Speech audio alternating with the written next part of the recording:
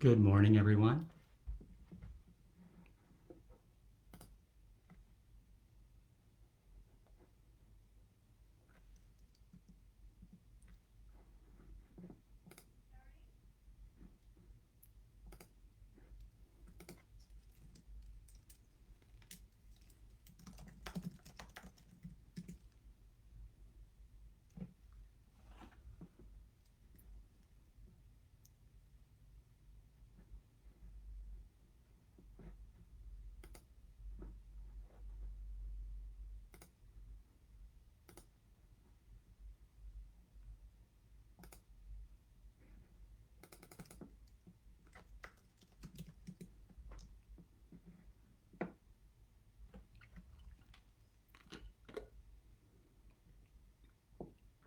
It'll just be a moment. We'll get started.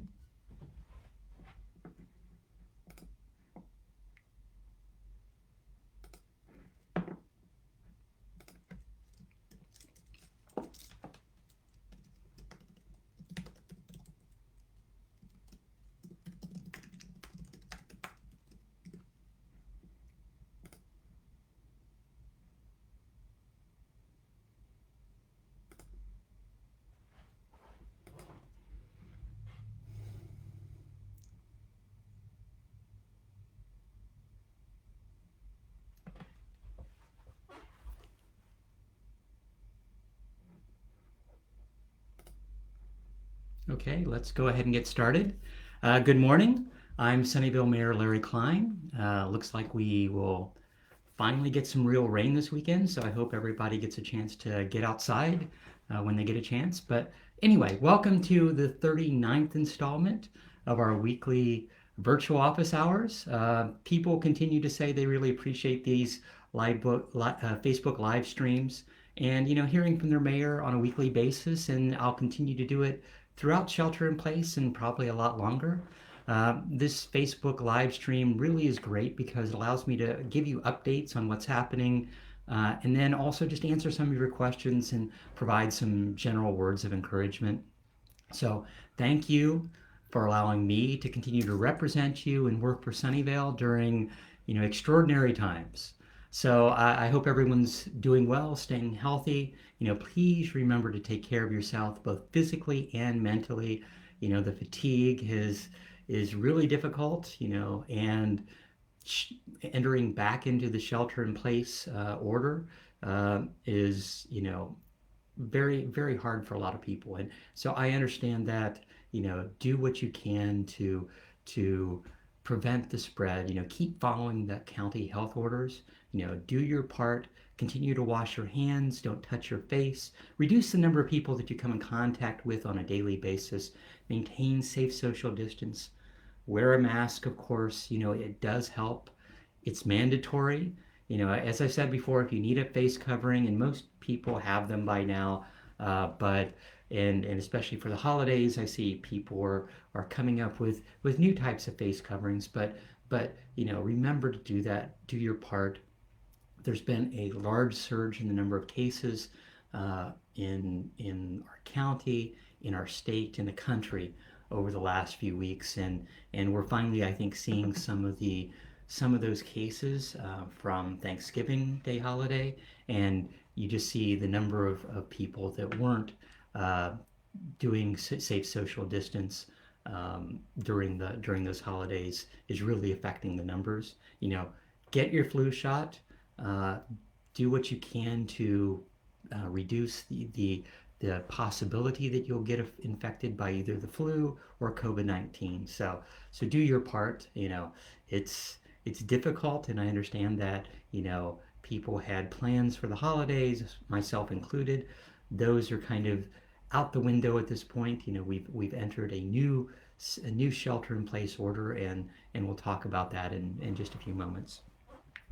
We're now 270 days after the March 16th county order started the shelter in place in an attempt to slow the spread of COVID-19. And since that declaration, a lot has happened. A lot happens every day.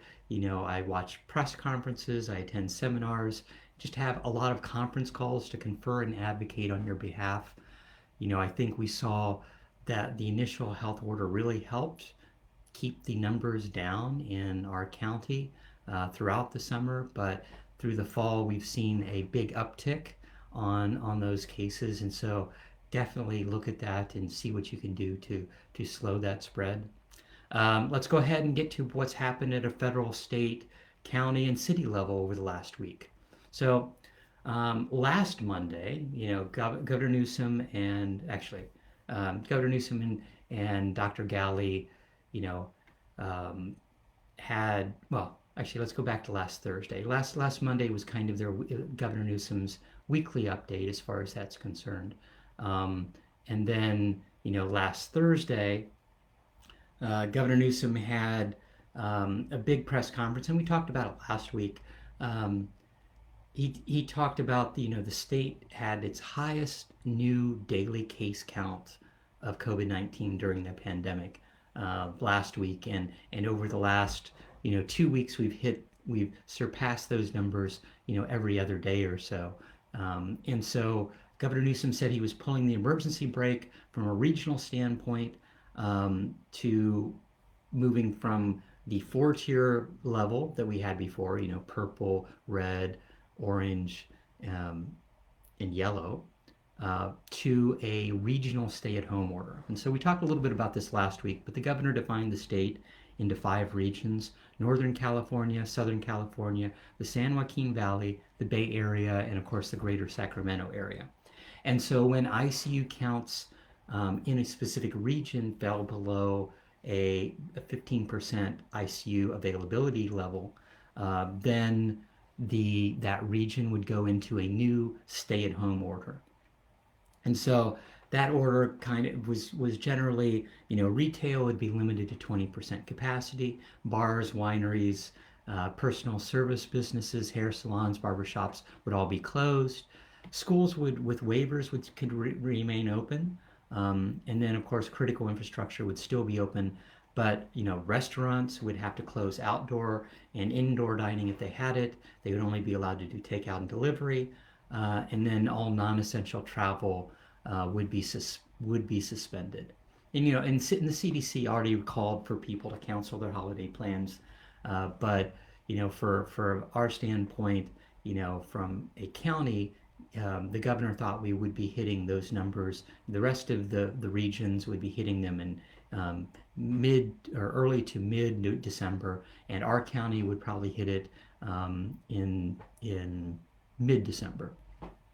So, and then and so from our region, and from the difference is, from a regional standpoint, it's all the counties together, and depending upon what the ICU availability is on a per county basis, depending upon what their ICU counts are, it's now seen as a region, because and that makes sense from a certain standpoint, because if ICU beds are full in a specific county, people can be transferred out of that county into a neighboring county to actually get hospital service. So that to me is makes a lot of sense, and kind of as opposed to the tier and all the tiers based upon county numbers. Now we're looking at regional standpoint, and so when a specific region fell below 15% threshold, then that region would have 48 hours to meet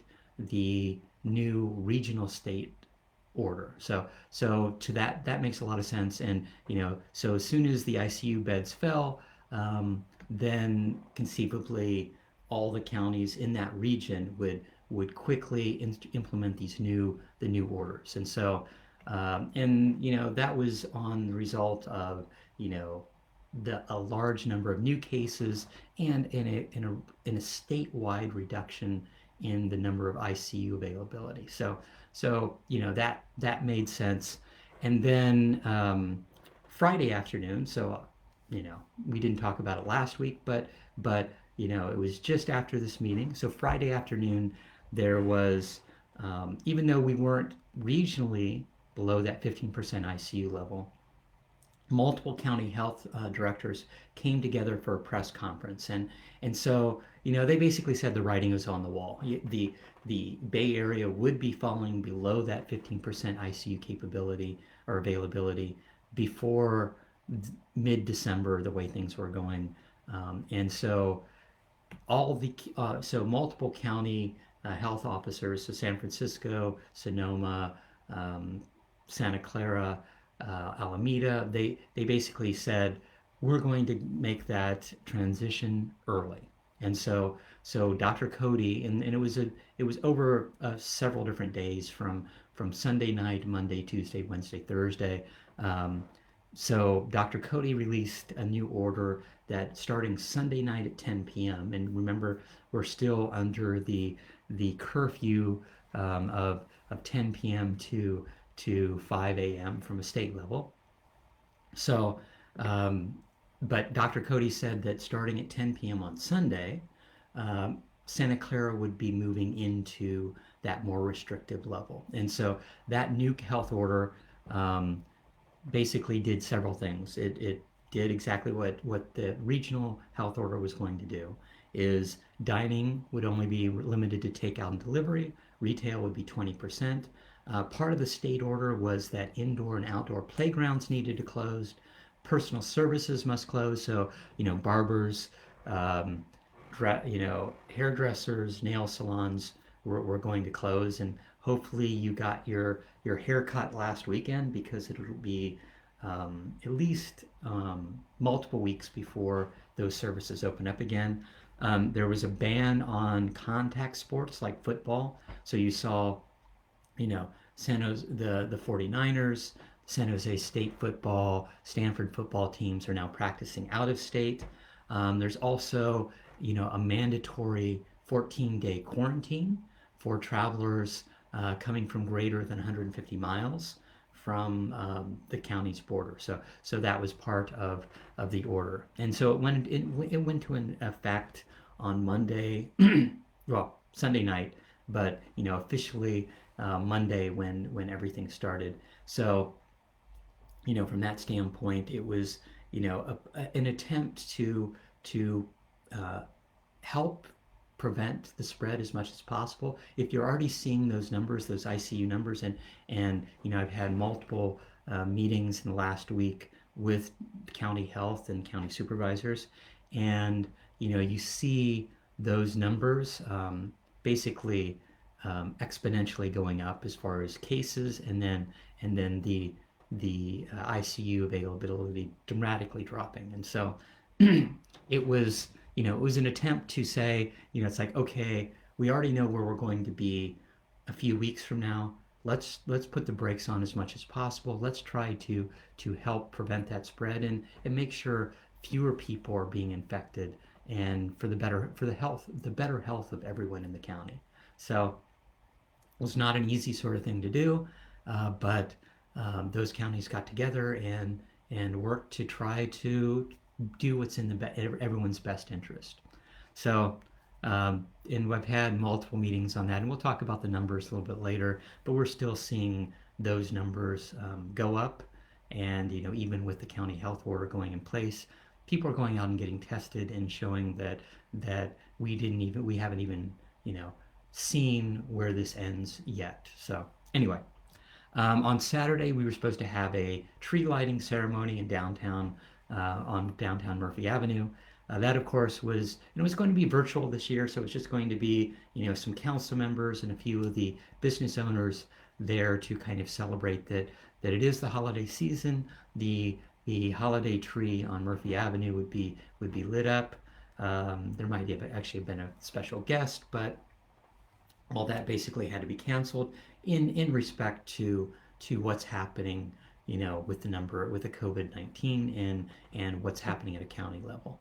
So, and then of course over the weekend, Sunnyvale city staff started putting up the signs and tape around playgrounds in preparation for Sunday's health order going into effect, because officially all that needed to be in place by Monday morning in order to meet the county health order. So that was, and I heard from a lot of parents, and I talked it over with county health on Saturday, and so we'll talk about that in a few seconds. But that was part of the job, as far as making sure that we're doing what we can. I understand, being out, and there, and I had questions and brought this up earlier in the year when we talked about, playgrounds being closed. Initially, that was part of the county health order, and we finally got that clarified and worked out at the state level. They removed that.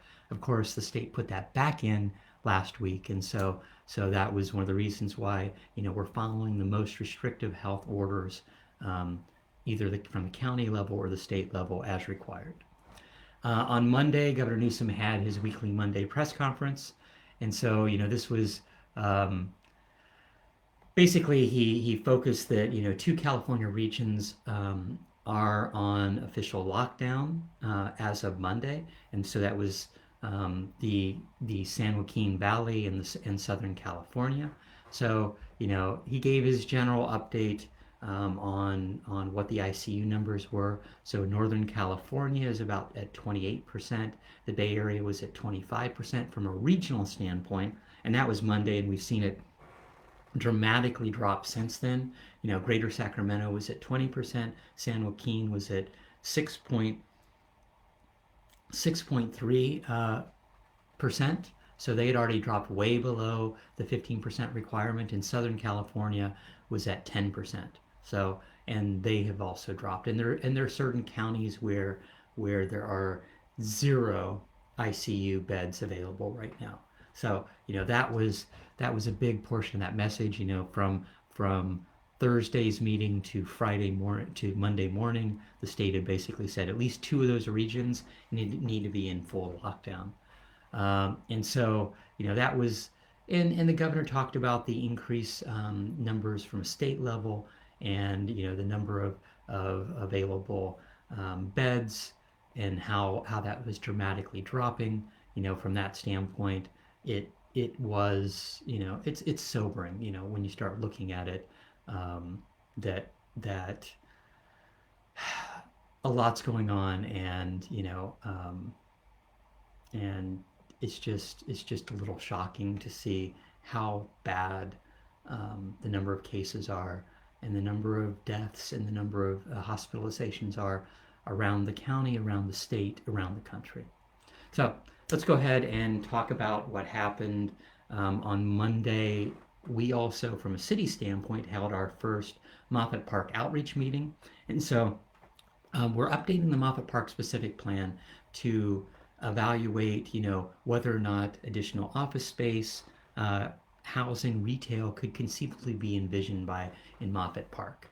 And so, this was the first of three virtual community workshops, and it was a little bit different because it was 2 hours of community engagement, so a staff presentation, hearing questions and answering questions from residents, and then hearing, feedback, followed by an hour of city council giving direction to staff. So this was the first of those meetings, and this was, all focused on sea level rise and urban ecology.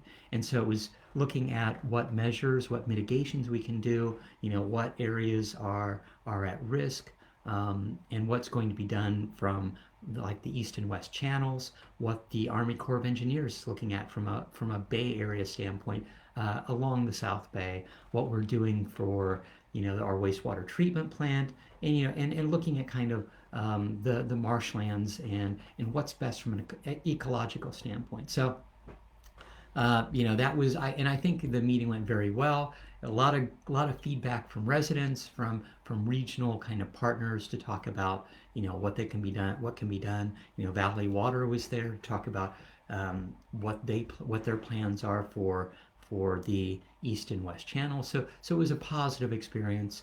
That was the first of three. So the second one is on transportation and infrastructure, and that's on February 1st. And then the last one will be, the last, community outreach meeting will be on land use, housing, and open space. That one hasn't been scheduled yet.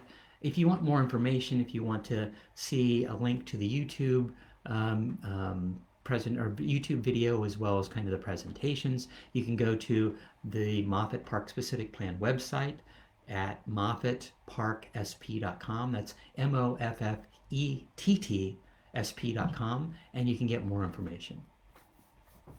And then, let's see. At a federal level, we talked a little bit about this last week. It's been um, more than 8 months since the first COVID-19, or since the last COVID-19 relief package went into effect. And the CARES Act um, basically provided a certain amount of funding to counties, large cities, and states, but kind of left the small cities out of the picture. And so, last week a group of Republicans and Democrats unveiled kind of their first compromise proposal, hoping to bridge that impasse that's been there for a long time. Um, Today they're still working on a package, and it looks like they'll even be passing an emergency bill to keep the government from shutting down, but trying to continue the negotiations from that standpoint. So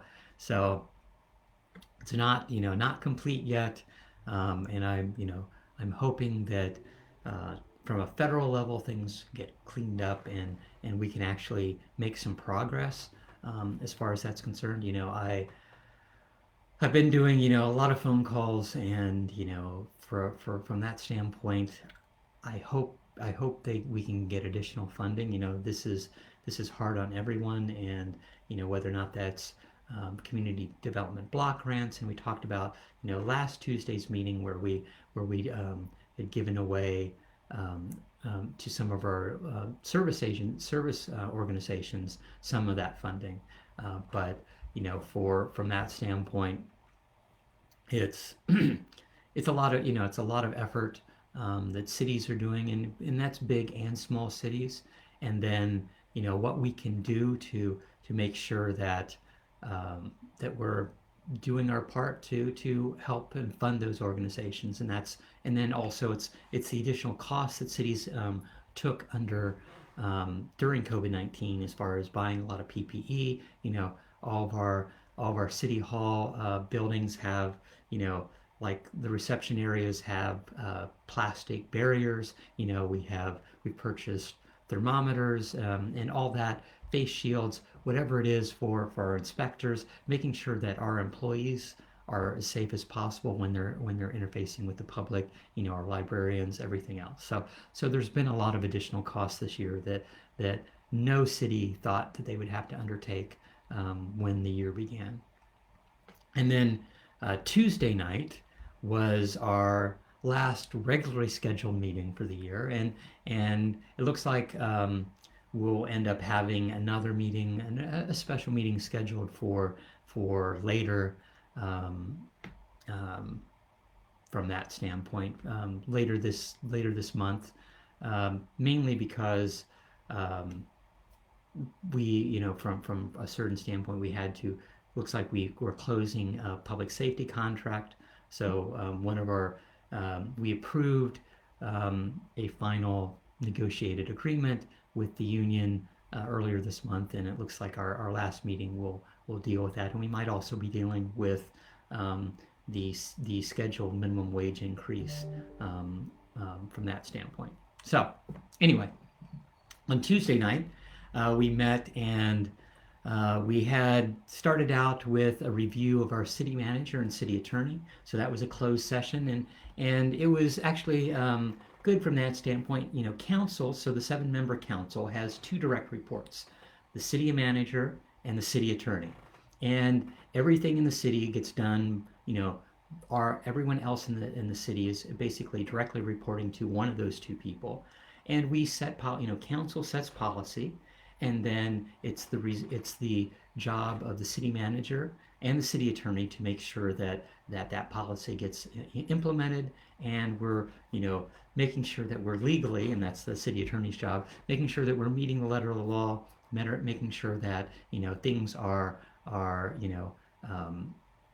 the negotiations that happen, whether or not that's with developers or with our unions, everything happens, in dealing with that from a city attorney standpoint. And then the city manager manages the majority of our employees with his direct reports, and the direct reports managing managers and the rest of the city staff.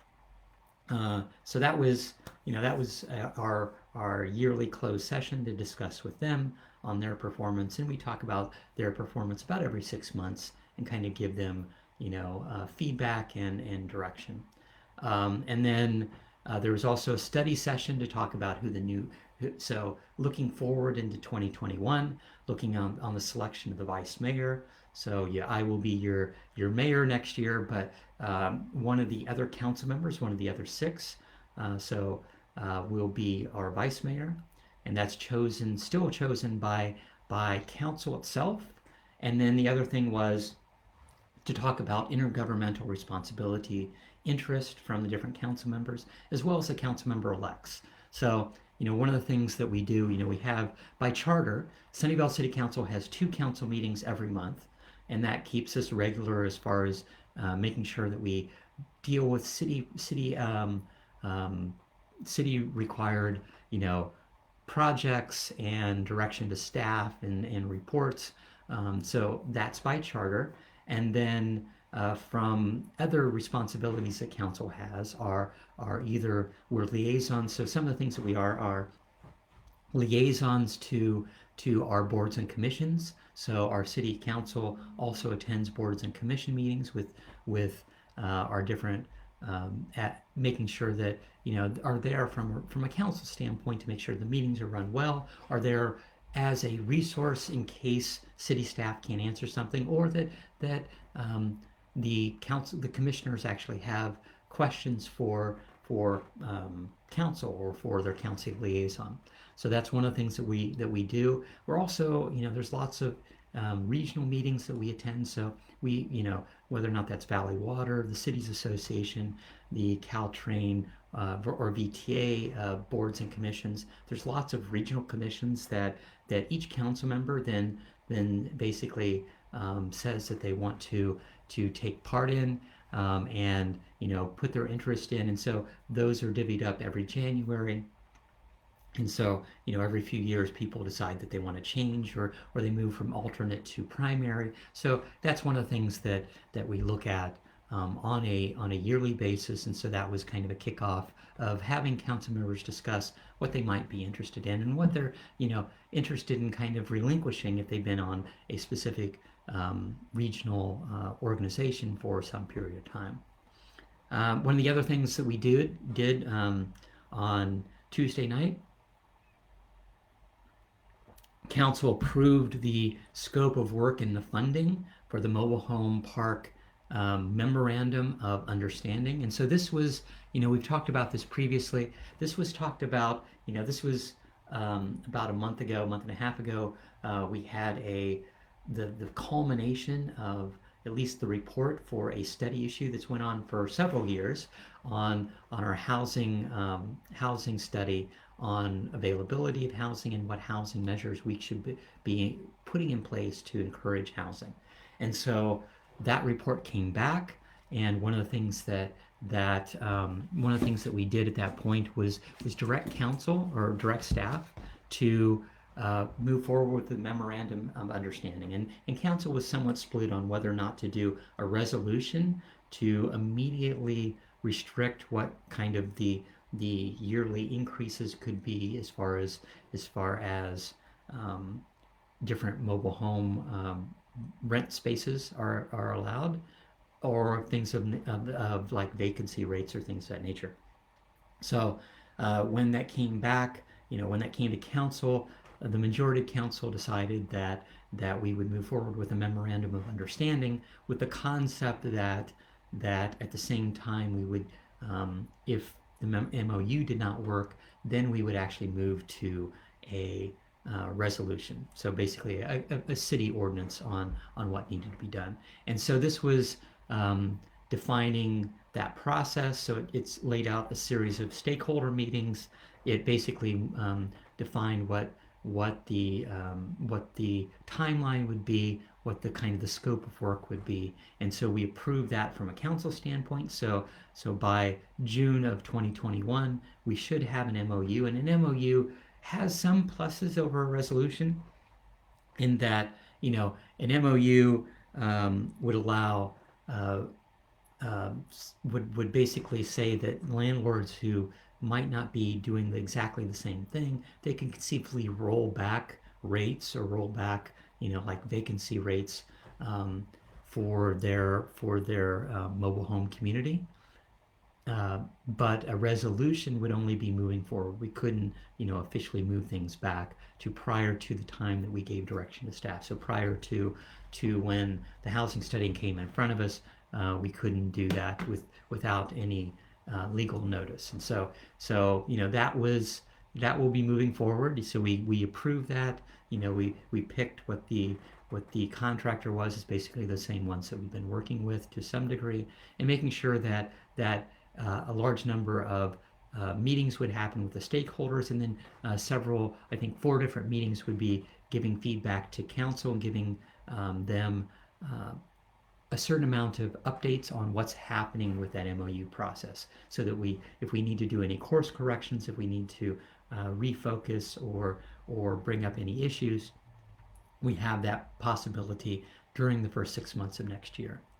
One of the other big things that we did last Tuesday night, was approve the preferred concept for the Lakewood Branch Library and Learning Center.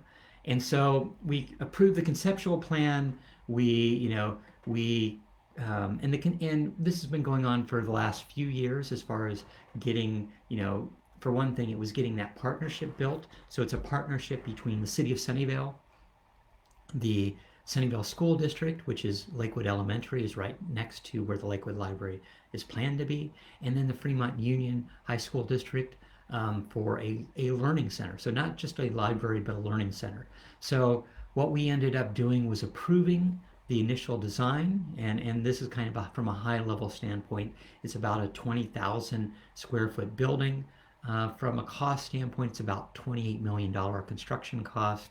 And, this was doing a general layout. There's a lot of the devil's in the details at the end of the day, but I was really impressed with the layout, in some kind of the general architecture that we looked at. There were 2 virtual meetings that happened during the summer, where residents were able to give a lot of feedback on what plans and designs that they liked, what kind of uses they want to see within the library.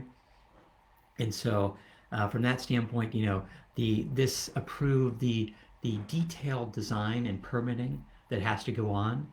So now so beginning in January, they'll start moving to that detailed design, and then getting the final permits. So there'll be a next level of evaluation on what the final costs are. Right now, construction should start by the summer of 2022. And then it should be done by spring of 2024. So yeah, it takes a while, but things never move as quickly as we'd like. But there's a certain amount of things that have to be looked at from a CEQA standpoint, from impacts, as well as kind of the final design. And I think ultimately this is going to really be a fantastic project if you're looking at the designs. From the architect's rendition of what it will probably look like, I think it really was good, and it also serves an underserved portion of our community, kind of northern Sunnyvale, having a library and learning center there, and the partnership between the school districts and the city, I think, is just fantastic. And so so that won't be done, looks like, until spring of 2024. 4 years away, or almost 4 years away. But the good thing about that is it moved forward, and sending it forward was a big thing from a city standpoint. So in that general design had went to the Fremont Union High School District, as well as the Sunnyvale School District, earlier in the month, and they both approved that design. And so it's making sure that going forward, we actually close that next step is, okay, we did the approval, now it's putting it out for bid and finalizing the actual architecture and all the permitting, and getting it really done. Other questions? Or let's see. And then on Wednesday, and so this was kind of a result of of pushing back at a county level on playgrounds. And this is the whole thing of our county is in constant communication to the state, and we weren't the only people complaining. But on Wednesday morning, the state issued an update to their order allowing playgrounds to be open. So, you know, advocating does matter. The county then, of course, immediately followed suit. And, yesterday city staff started reopening the playgrounds based upon the updated county health order. So playgrounds should be open, I think, by the weekend. But it takes a while for city staff to take down everything that they just put up and going around and putting back the old signs about, maintaining safe social distance while you're there. Children should still sanitize before and after using any equipment, but it's important that kids, and I've heard from lots of parents that they need a place to get outside of their home, especially they're sheltering in place in their house or in their apartments, and getting out, getting some exercise, getting some of that energy out, which I think is really an important thing. So that's basically reached a certain point where we're hopefully open and everything's done. Let's go ahead and talk about what's upcoming. We should be having a meeting on the 22nd. So we're finalizing the time of that from a council standpoint to basically do two things: ratify the public safety, basically the public safety contract from a union standpoint, and the other thing that should be on that agenda is evaluating whether or not to delay the increase of the minimum wage. So the minimum wage was supposed to go from 1605 to 1630 on January 1st, and we sent out all those notifications. We approved that, and I mentioned that back in beginning of November. What was put into our charter several years ago and approved by residents was that it was a process to move to $15, and then every year after that, it would be the minimum wage would increase based upon the yearly consumer price index. So I rate the CPI, and so Sunnyvale and Mountain View were the only two cities to follow that. We've had a lot of businesses come out and say, can we delay that until the end of shelter in place? And especially when we actually went into a new shelter in place order, where restaurants couldn't even have outdoor dining anymore, and so they had to completely shut down and only go and move back to delivery and takeout.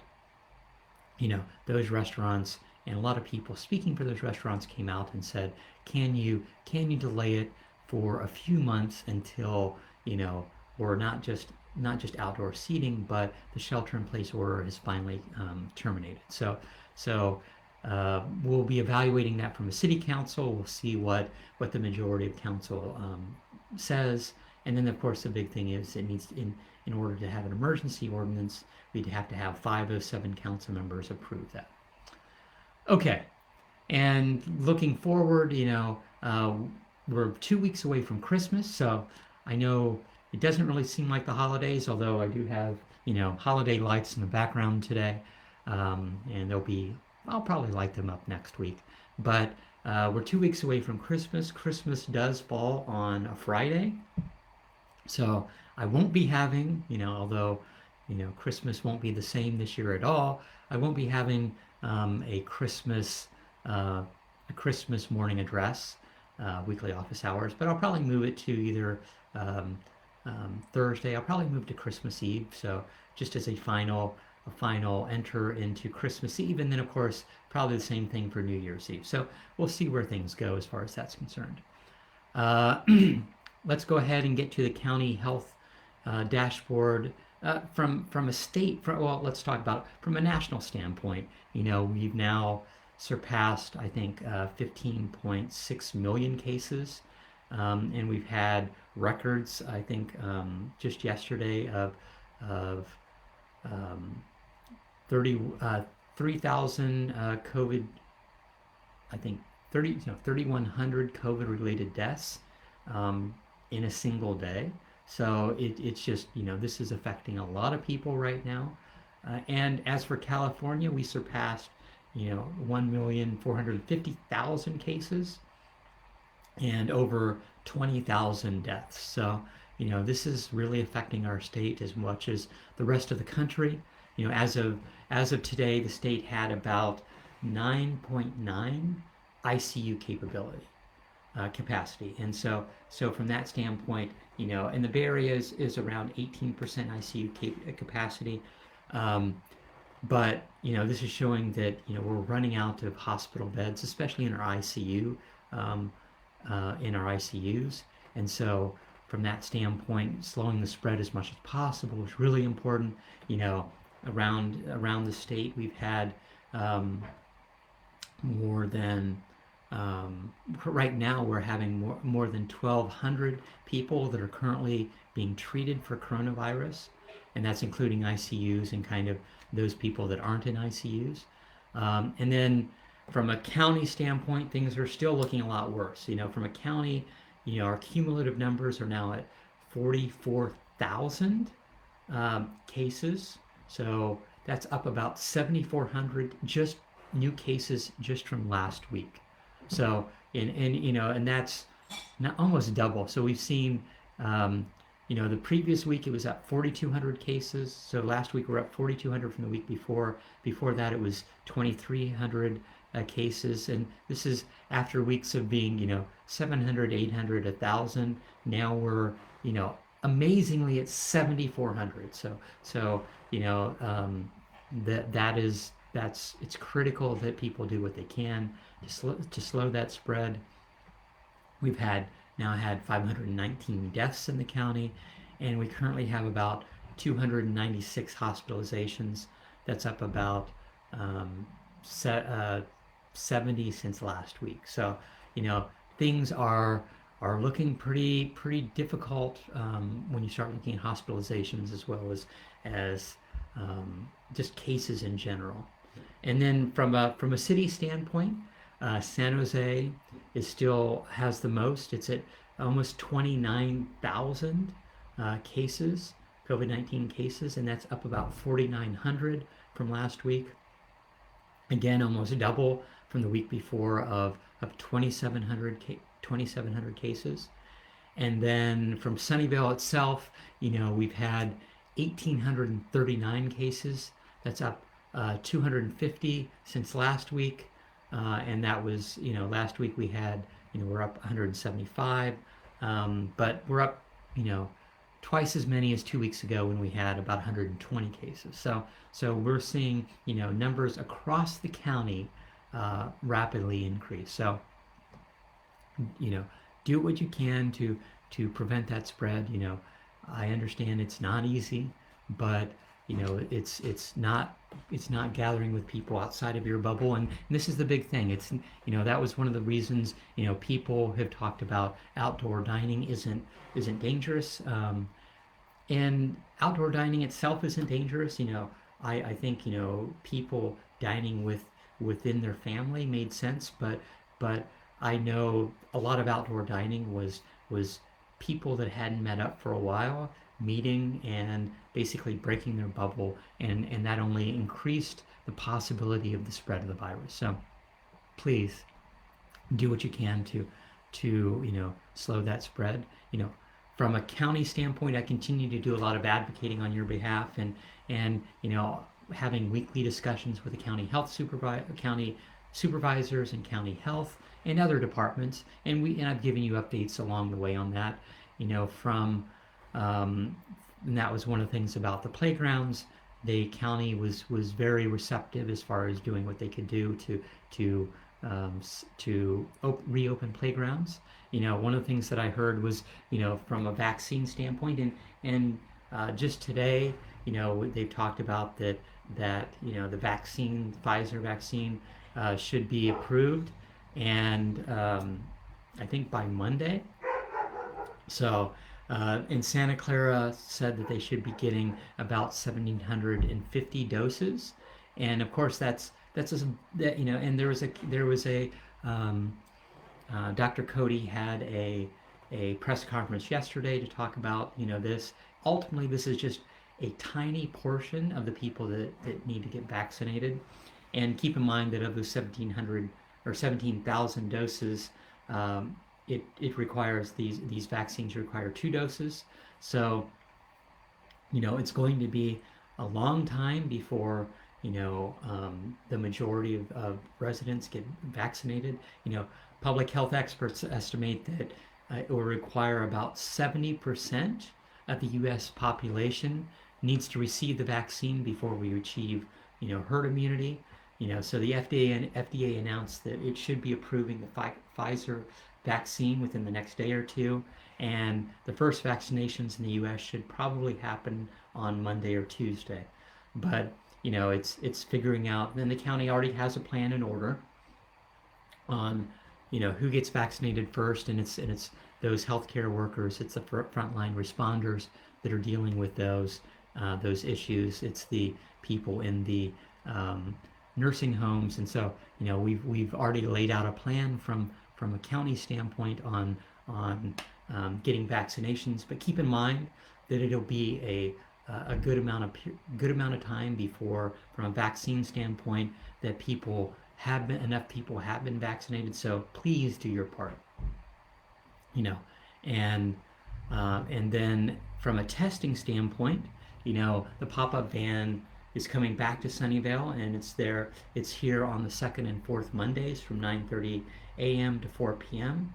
That being said, the Murphy Park is already full. So all the reservations for Monday, for December 4th, have already been reserved. And so the next date, of course, is December 28th. And those reservations open up a week before that date. So if you need to find a location in the meantime to get tested, please go to sccfreetest.org, and it has a full list of locations around the county that are open, whether or not it's the county fairgrounds or something local, or there's other locations like in Mountain View, in the El Camino Hospital is doing testing. So do what you can to get tested. Let's go ahead and move to our weekly questions. I've had several people ask about the fences around City Hall, and so ultimately we've started kind of moving forward with the renovation and the of City Hall. So that's 2 things. It's an addition that'll be done on the public safety into their parking lot. So their parking lot will be closing, and a new building will be built there. And then additional and a new City Hall will be built just north of the existing City Hall, right along Olive. So you see fences all along Olive and along Matilda as they start fencing off that construction zone.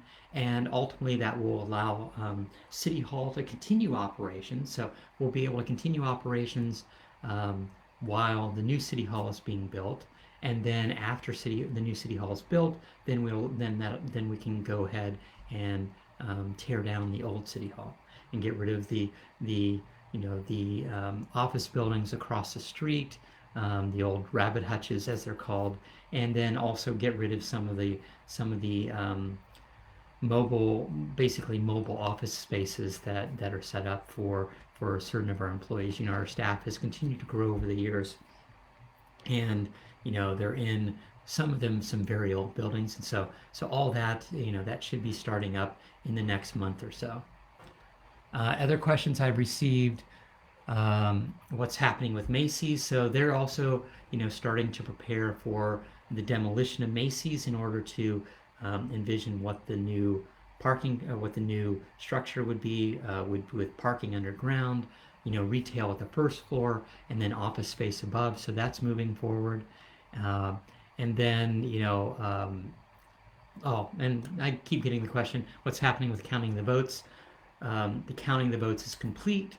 As of a week ago, Tuesday, the county registrar certified the election for and I will be your mayor for the next 4 years. So thank you again for everyone who helped out on the campaign, who gave me words of encouragement, who helped out, just spreading the message and of all the efforts that I've done as your mayor.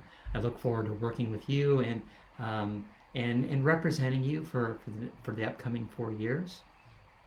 Uh, there were a few, so there were two races in the county. So the council member race in Mountain View and in Los Altos. Hills needed to go through recounts because the vote totals were so close between so it's the best of three or best of four, and the vote totals between the last two candidates were close enough that they're going back and doing revotes or recounts of all the votes that they received. So that's happening in the background. But from a city standpoint, I will be your mayor. Councilmember Cisneros, or Councilmember-elect Cisneros, will be our council member in District 2. Councilmember Melton, who's already on City Council, was now elected as the first district council member in District 4. And then Councilmember-elect Omar Dean, is our council member elect in District 6, which is the north part of the city. So all that will be moving forward. We were supposed to, and we will still have some event on January 5th, our first meeting of the year, when we seat our new council members. We congratulate our outgoing council members, and we do some sort of swearing in ceremony. That being said, with the shelter in place orders the way it is, all that will be virtual. So definitely we will see how things go as far as that's concerned. Let's see if we have any other questions. Do we have any data on COVID cases specific to Sunnyvale? Not sure that it makes any difference, but I'm curious. That was from Heather. Yeah, so I try to give those updates on a weekly basis. All that information, and the county has been very good about putting the ongoing data on a county dashboard, and that includes number of cases that are received, the COVID-19 cases that we've had, health availability, or so health bed availability at our hospitals, and then the number of deaths that we've had in our county, and you can see how that's tracked over the last 9 months, and also the big thing is you can also see, especially in the last 3 weeks, how many number of new cases that we've had, how the number of people that have died has increased, as well as the hospital bed availability, how much capacity we've dropped just in the last few weeks. So definitely take a look at that if you get a chance. This is from Tricia. I'd like to know your thoughts on the recent protest and the results in damage to city property and local businesses. Are you following the Nextdoor conversation? So Nextdoor, I don't see all those conversations, and this is an ongoing issue with Nextdoor because you see those restricted. Free speech is allowed. That being said, when it starts destroying public property, it's seen as no longer free speech, and that was one of the things that I'm all for allowing free speech in our city, especially in response to the racial protests that we've seen around the nation. I think our public safety is very good about monitoring that, and we've had multiple rallies and marches. We had one big rally back in June, about 2,000 people at City Hall, which started as a march from Redwood Square to City Hall, and public safety was a partner with that, and we're apprised of when these are happening, and we've had several marches of which I've been a part of. This last one on Saturday I wasn't a part of, and it was about I think about 30 people marching from the community center to downtown. But there were some things that was bad about that from spray painting and defacing, public property along the way from that march. And at a certain point, the city manager declared that it wasn't, a a a civil meeting, from a protest standpoint, and at that point, public safety informed the protesters and they dispersed. So from that standpoint, I understand it's important that people be able to have their say, but so it was about 30 to 40 protesters gathered at the community center, and some people actually joined um, that march along the way.